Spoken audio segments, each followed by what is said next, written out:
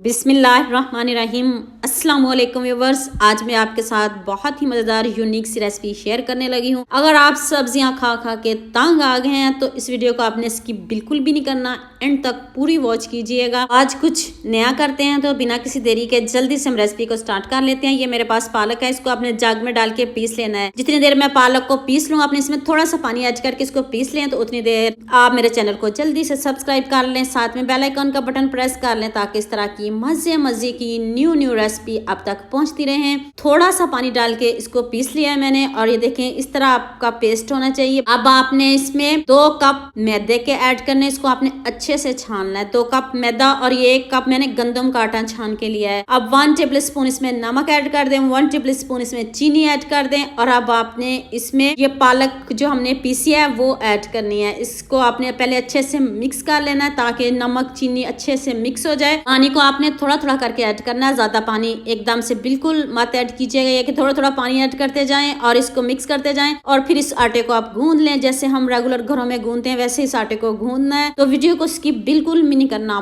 बहुत मजे की वीडियो है और आपको बहुत पसंद आएगी। तो आप पहले जल्दी से मेरे चैनल को सब्सक्राइब कर लो, साथ में बेल आइकॉन का बटन प्रेस कर लो ताकि इस तरह की न्यू रेसिपीज आप तक पहुंचती रहें। ये देखिए मैंने कोई पानी ऐड नहीं किया, बस हल्का सा एंड पे मैंने ऑयल लगाया इसको, ताकि हमारा आटा चिपके नहीं और इसके ऊपर एक सूखे आटे की लेयर ना बने। कोई आपको मुश्किल नहीं होगी। ये देखिए इस तरह की डो सॉफ्ट सी होनी चाहिए, ज्यादा सख्त बिल्कुल भी नहीं होनी चाहिए। नरम सी डो तैयार कर लें, उसको रेस्ट दें जैसे हम रेगुलर आटे को रेस्ट देते हैं। कोई ईस्ट नहीं इसमें ऐड की, कोई बेकिंग सोडा कोई बेकिंग पाउडर ऐड नहीं किया। तो ये देख लें 2 घंटे बाद चेक कर लें। अब इसके हम पेड़े बनाते हैं। हल्का सा मैंने नीचे मैदे को डस्ट किया है, देखिए दरमियान से आप इसको हाफ कर लें। तो जैसे हम पिज्जे की डो को तैयार करते हैं इस तरह का आपने पेड़ा बना लेना। पेड़ा बना के आप इसको ना 1 से 2 मिनट रेस्ट जरूर दीजिएगा। तो देख लें इस तरह का आपने पेड़ा बड़ा सा बना लेना है, क्योंकि थोड़ा सा मैं लार्ज पिज्जा बना रही हूँ। आपकी मर्जी है, आपकी चॉइस, आपको मीडियम पसंद है, जैसा भी आप पसंद करते हो आप वैसा बना सकते हो। अब आपने इसको हल्के हैंड से बेलना है, ऑयल नहीं लगाना आपने, इस तरह आपने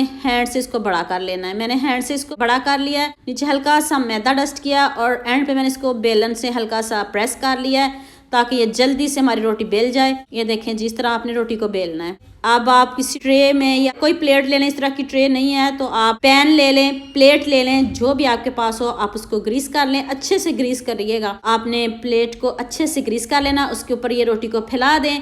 तो अब इसको सेट कर लें, इसी प्लेट में सेट करके फिर इसको किसी फॉर्क से कट लगा लीजिएगा ताकि जो हम उसके ऊपर केचप ऐड करें, जो भी हम इसके ऊपर ऐड करें वो सारा इस रोटी के अंदर चला जाए। इस तरह आपने इसको कट जरूर लगाइएगा, इससे बबल भी निकल जाएंगी, जो इसके अंदर एयर है वो भी निकल जाएगी और आपकी रोटी बहुत अच्छे से फूलेगी। अब ये केचप है, इसमें मैंने काला नमक और जीरा ऐड किया है और साथ में ओरिगानो ऐड किया है। तो ये सॉस घर में ही तैयार कर लिया है। तो अब इसमें खूबसूरत से वेजिटेबल ऐड कर दें। ये जी शिमला मिर्च है, ऑनियन है, गाजर है और साथ में कैबेज है। लुक देखिएगा जरा आप, जब ये तैयार होगा देखते ही मुंह में पानी आ जाएगा। जब मैं बना रही हूँ तो आप सोचेंगे ये क्या चीज बन रही है। तो ना इसमें कोई चिकन ऐड किया, देखिए इतना खूबसूरत ये हमारा पिज्जा रेडी हो रहा है। जब आप ये पिज्जा खाओगे ना तो बाकी सब पिज्जे भूल जाओगे। यकीन मानिए जब इसको बनाना शुरू करोगे तो पूरे घर में इसकी खुशबू फैल जाएगी और इतने मजे की खुशबू आएगी ना। अब इसके ऊपर आपने मायोनीज लगा देनी है, खूब दिल खोल के लगाइएगा, इससे बढ़िया फ्लेवर आएगा। क्योंकि हमने वेजिटेबल में कुछ ऐड नहीं किया, केचप में ऐड किया है और ऊपर इसके मैं मायोनीज लगा रही हूँ। मायोनीज लगाने में आप कंजूसी मत कीजिएगा। अब इसके ऊपर ओरिगानो मस्ट स्प्रिंकल कीजिएगा। अब मैंने इसके ऊपर सिर्फ मोज़रेला चीज ऐड की। आपके पास घर में मोज़रेला चीज हो, चेडर हो, जो भी पड़ी हो, स्लाइस में पड़ी हो, आप वो भी ऐड कर सकते हो, कोई इशू नहीं। आपको बाजार जाने की भी जरूरत नहीं पड़ेगी, या आपके किचन में ही सारी चीजें मौजूद होंगे। और कढ़ाई को मैंने पहले ही प्री हीट करने के लिए रख दिया। नीचे मैंने नमक रखा है और उसके ऊपर आप कोई कटोरी रख लें, कोई भी